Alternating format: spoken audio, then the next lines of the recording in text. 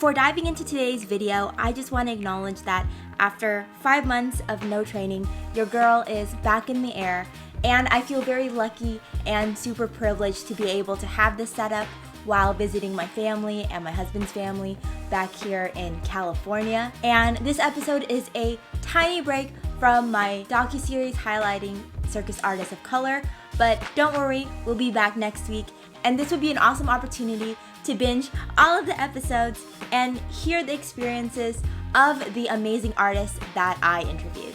So let's go into the video. If you're new here, I'm Noeli, and I dropped out of physical therapy school to become a circus performer. So if you want to see circus-related content, please subscribe and ring that bell so that you will be notified every time I upload a new video. And today, we are talking about 7 tips on how to get back into circus training. And I don't know about you, but it's been really hard for me to stay motivated, but I'm trying to stay motivated. So I wanted to give these tips to you guys so that hopefully it may help you feel better about going back into training, because it's a struggle to go back into training after a long break. And the last 2 tips are going to be about preparing acts for virtual shows. So you definitely don't want to miss out on that. So let's get started. Yay! The hardest thing about training is finding the motivation to go back into training. So the first tip that I have for you is to get dressed and go outside. This sounds so silly, but 9 times out of 10, if you get dressed and ready for practice and you go outside, you are more likely to get in your car or walk to the studio you're training at. And my second tip is to set a goal. And by setting goals, you are more likely to go to practice in order to achieve that goal. Some goals that you may want to set are having the same endurance level that you had pre-COVID-19, getting back your flexibility or strength, and the list goes on and on and on of goals that you could set for yourself. So my very, very stressful goal that I have right now is that I have 2 shows at the end of the month that I need to create 2 different acts for and film and send off before the end of the month. And I'm not back in aerial shape at all whatsoever. And so I have to get back in aerial shape and create both these different acts, and that's my goal. The next tip is to have a game plan. Otherwise, you're just gonna be standing there and you won't know what you're doing. I've done it so many times and I know what I'm talking about. So go in with a game plan. And I write my game plan down in a physical notebook. That's just how I do it. Otherwise, if I'm on my phone, then I'll get distracted. And you can list down the skills and drills that you want to do for that day. And I actually theme my wedding. Not my wedding. I already had my wedding. And I actually theme my training days. So what that means is that Monday I do drills, Tuesday I do hard skills, Wednesdays I do skill creation, Thursdays I do act creations, or if I already have an act, then I do a lot of act runs on that day. And Fridays I do improvisation to music. And if I have a show coming up, then I'm running my act every single day. And the next step is to take it easy. And it is really tempting to go back and just give everything you got because you've been deprived of circus training for so long. But that is not the best solution because you're probably gonna burn out and be really, really frustrated with yourself. Just take it easy, chill out, and take some breaks. And the 5th tip is to try not to be so hard on yourself. And I'm really bad at this one, so I need to take my own advice. But it is so easy to come back and expect that everything is supposed to be the same, that your endurance is supposed to be the same, that your strength is supposed to be the same, and that your flexibility is going to be the same, and it's not. It happens to all of us. We all come back from a break rejuvenated, but also defeated. And that's okay. Just know that that honestly happens to all of us, and I'm a recovering perfectionist, so I'm going to show you a very vulnerable moment of all of these failures that I had in training.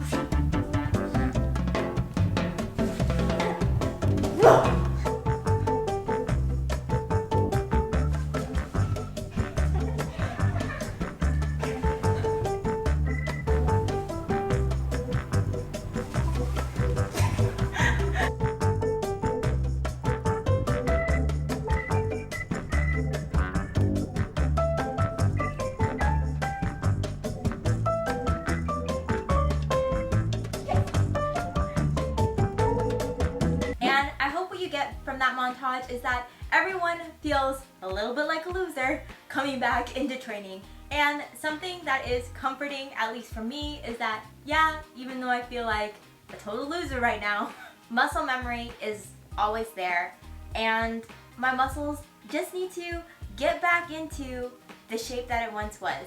And I will be back to my former glory days. And so I hope you feel that way too, and I hope that gives you a little bit of hope, because coming back from a break sucks.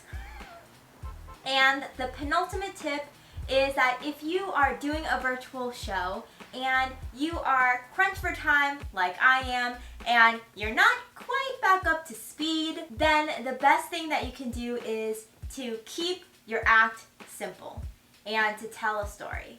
And you're probably gonna get so sick and tired of me saying, you need to tell a story, you need to tell a story, you need to tell a story. But telling a story is the best thing that you can ever do on the internet, and I'll tell you why.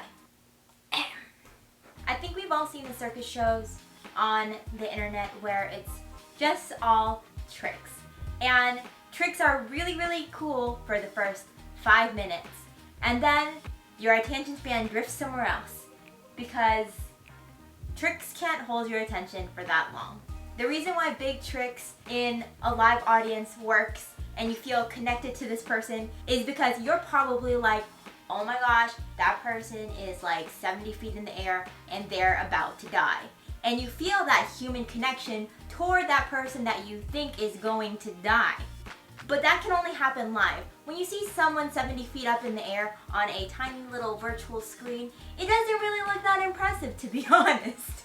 You can get a sense that it's high, but you don't have that same appreciation that that person is risking their life. So in order to build human connection online, I believe you need a story.